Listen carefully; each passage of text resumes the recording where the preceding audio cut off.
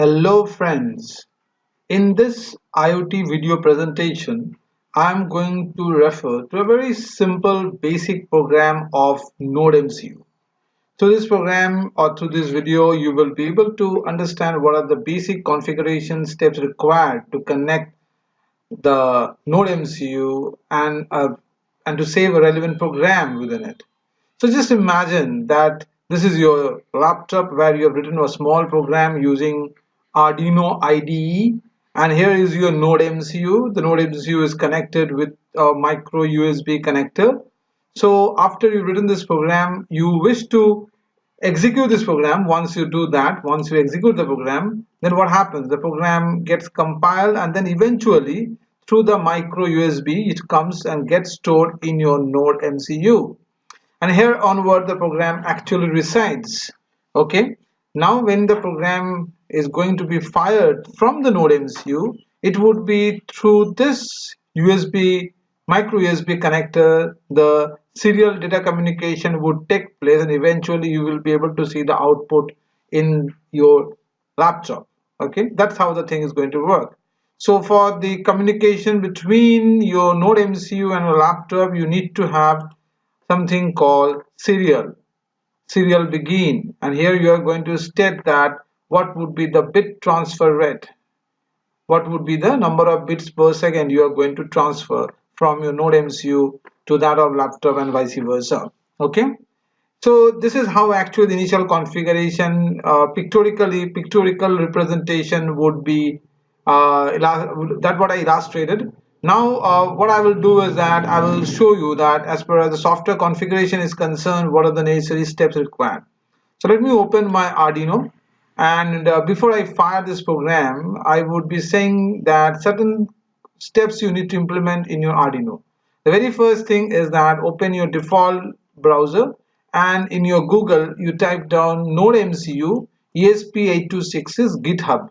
This would provide you the very first GitHub link. If you activate this link, you will come up to this particular page, GitHub page. As you scroll down through the Arduino for ESP8266, you will be getting a JSON link over here. This particular link is very much required. Okay, the board manager link. Just copy this link from the following page, and then in your Arduino, come to the option called File, and then go to the option called Preferences. In your additional board manager URL, just paste this JSON link.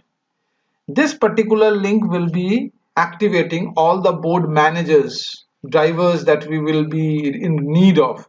So once you have done that, as you click the OK button, then you need to go for one more step, and that step would be to come to the option called Tools.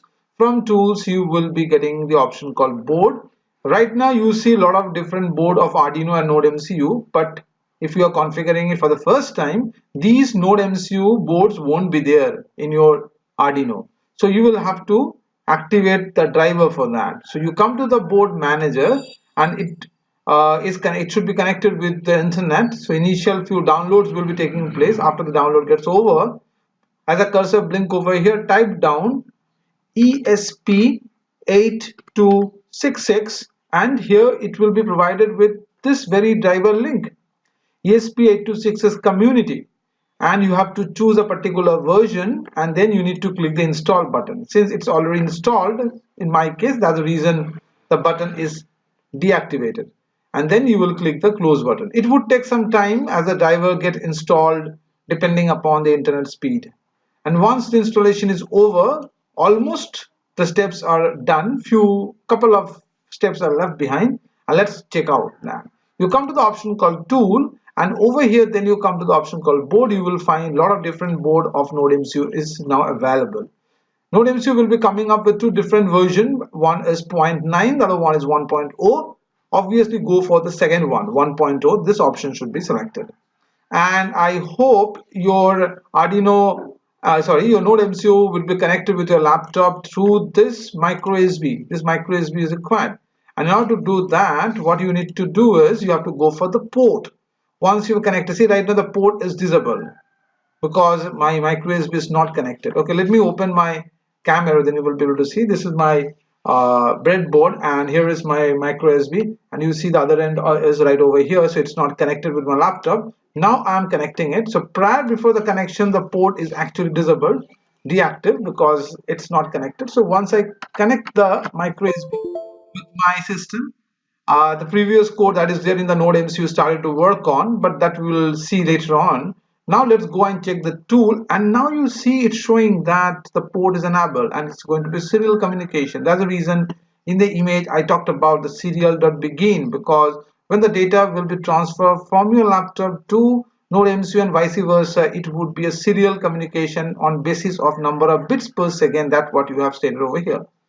So that was the port which you have to connect, and in order to see the output you need something called serial monitor, and that's what you will be getting from the option called tools. And from here you have got serial monitor. You need to click this option. Once you click this option, don't see the output which is coming over here, we'll see it later on. The first thing is that the baud rate which you have stated in your code and the baud rate that your monitor is showing should be same. Okay, if there is a disparity, then the output won't come actually. So you need to set the same baud rate. Okay, now once you have done all these necessary steps, now you are good to go. You are ready to start your application. And so what should I do now? I should I should run the program. Okay, but before running the program, let me tell you the configuration which I have done over here. And for that reason, what I will do is that let me close this monitor for the time being, and I will show you the graphical representation first. That will be very easy for you to understand. And here it is. This is the configuration which actually I have done. This is the pin diagram of NodeMCU, and this is the breadboard diagram. So in the pin diagram, you will find that NodeMCU comes up with from D0 to D8 general purpose input output pins are provided. I have connected a register with the pin number D2. The other end of the register is connected with the LED, and the LED, the cathode pin of the LED, the smaller one, is connected with the ground. So that's how the thing is actually configured. So if you see this right over here, it will be more clear. So the register is connected with the pin D2, and the other end of the pin is connected with the anode of the LED. And from the ground, we have got a jumper wire that is connecting at the cathode, the smaller one of the LED. So that's the breadboard representation. So let me show it let me show it more clearly with the help of my breadboard. So let me bring it to the camera. You can see over here I have got one register. It's around 230 ohms register is there, which is connected with the pin D2 is connected, and here is a ground. The ground is connected with the cathode of the LED. Okay, so that's how the thing has been configured.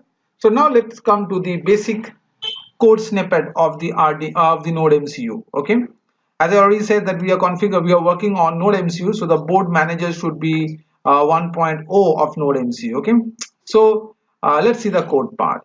Since I am going to use the general purpose pin D2, that's the reason I have declared one constant by the name called LED. It's your choice, whatever constant name you feel like, you can go for it.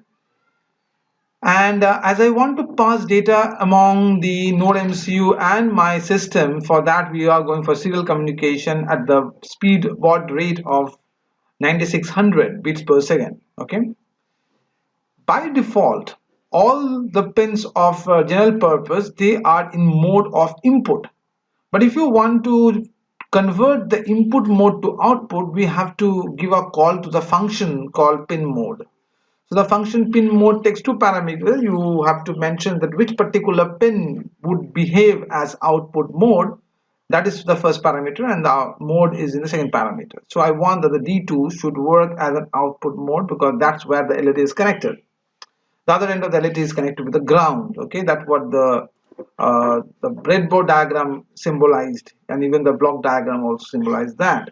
And over here we have the register of around 220 to 30 ohms. Okay. Now, this is what the initial setup which will be executed for the first time in your program, and that also only one time, and the rest part of the function, that is a loop, is going to work in finite time. So what we are doing over here we are going to provide the volts to the particular pin. So I'm providing the high value or the 5 volt to the pin which is referred as LED or pin 2. Well, the default nature of Node MCU is that when you provide a high volt, actually it's been turned off. The LED will be off. It's actually known as active low. Okay, and when we will provide a low volt, it will behave in the opposite way. Then it will be high. Okay, so I have generated the high volt over here, and basically that will be low. So to represent it to the output, we have just represented as the LED is on, and it's up to you how you frame the string. This will be shown in your serial monitor, and there is a delay I have given. Otherwise, the thing will be very fast, and it will not be very easy for you to understand. So there is a delay of 1000 milliseconds, which is equivalent to 1 second. And then I have again made the volt mode as high, but I've written over here low because it's just active high. And again the message will be displayed in the serial monitor, and there will be a delay. So as my first diagram symbolize that the initial the program will be in my laptop, you have to run the program, then only this program will come down through the micro USB to my Node MCU, and that's what I'm going to do now basically. So here I go to the here is a run option. I simply click the run option. Once I start, see over here the compiling sketch is going on. As the compilation gets over, then from the system, my laptop, the thing will start to get load. So just keep an eye over here. Let the initial compilation, the conversion of high to machine language.